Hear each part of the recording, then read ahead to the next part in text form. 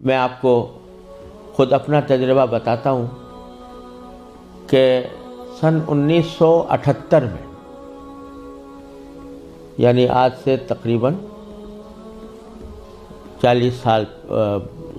سال پہلے مجھے سب سے پہلے امریکہ جانے کا اتفاق ہوا۔ اس وقت سن 1978 میں سب سے پہلے میں امریکہ گیا تھا، اور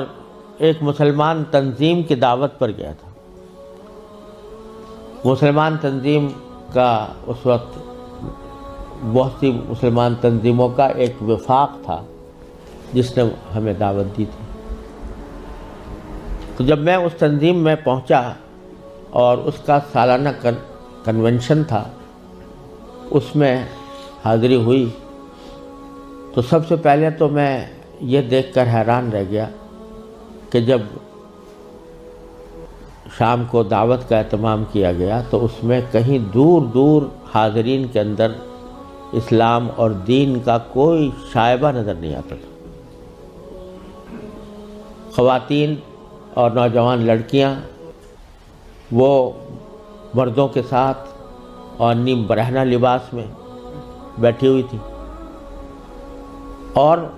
پھر اعلان یہ کیا گیا کہ اگر کسی کو حلال کو کھانا کھانا ہو تو مچھلی استعمال کریں، جس کا مطلب یہ تھا کہ کھانے میں حلال کا بھی کوئی فکر نہیں تھی۔ وہاں بیٹھنا مشکل ہو گیا، ہم لوگ کہیں الگ چلے گئے۔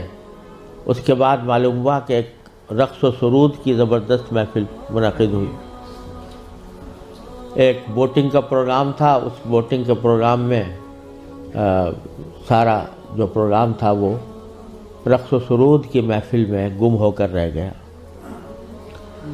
یہ سارے نظارے دیکھنے کے بعد جب مسلمان تنظیم جس نے دعوت دی تھی اس کے سربراہ سے میں نے شکوہ کیا کہ بھائی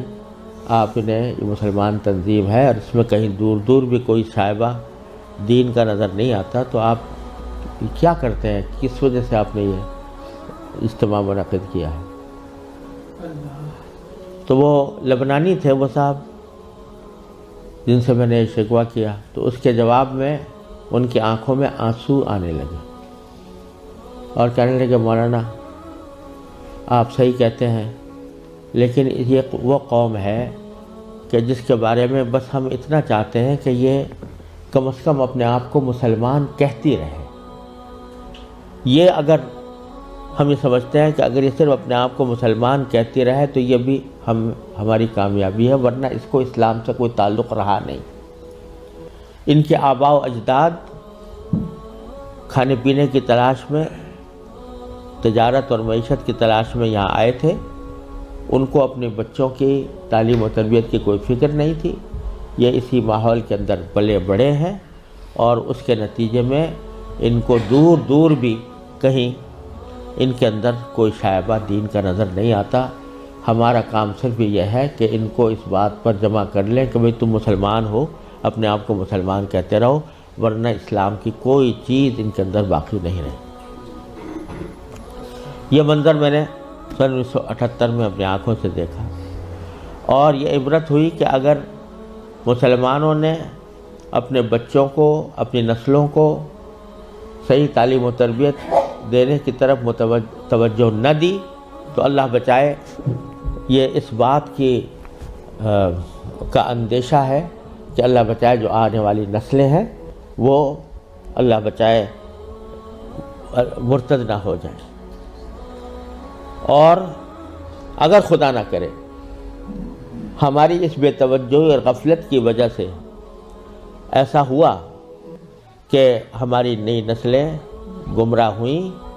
غلط راستے پر گئیں، تو اس کا وبال ہمارے اوپر ہو، کیونکہ قرآن کریم کا ارشاد یہ ہے کہ ایھا الذین آمنوا قوا انفسکم واہلیکم نارا۔ جہنم سے بچانا صرف انسان کے لیے اپنا فرض نہیں ہے کہ وہ خود اپنے آپ کو بچائے، بلکہ اپنے گھر والوں کو بچانا بھی اس کی اپنی ذمہ داری۔ اور یہ بڑے شرم کی بات ہوگی کہ ہمارے آباء و اجداد نے ہمیں اللہ تعالیٰ کے فضل و کرم سے ایمان اور اسلام کی دولت ورثے میں عطا فرمائی، اور ہم اپنی اولاد کو اللہ بچائے غلط راستے کے اوپر ڈالنے کے ذمہ دار بنے۔ اس سے زیادہ شرم کی، اس سے زیادہ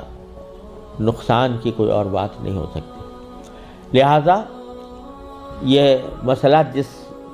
اہمیت کے ساتھ توجہ کا محتاج ہے،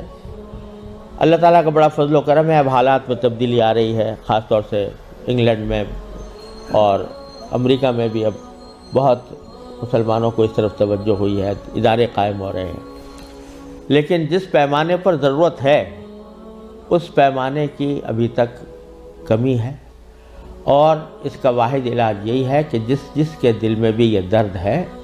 وہ دامے درمے قدمے سخنے جس طرح بھی ہو سکے وہ